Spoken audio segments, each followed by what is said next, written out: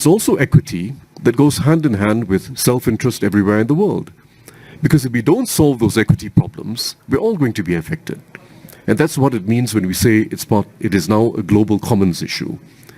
Equity and self-interest come together when we want to solve the water problem, just like when we want to solve the problem of the climate crisis.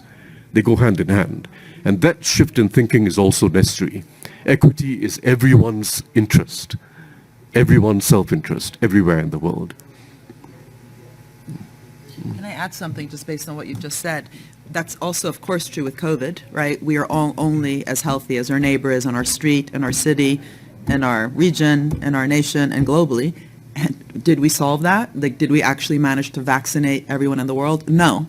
So highlighting water as a global commons and what it means to work together and see it both out of that kind of global commons perspective, but also the self-interest perspective, because it does have that parallel. It's not only important, but it's also important because we haven't managed to solve those problems which had similar attributes. And water is something that people understand.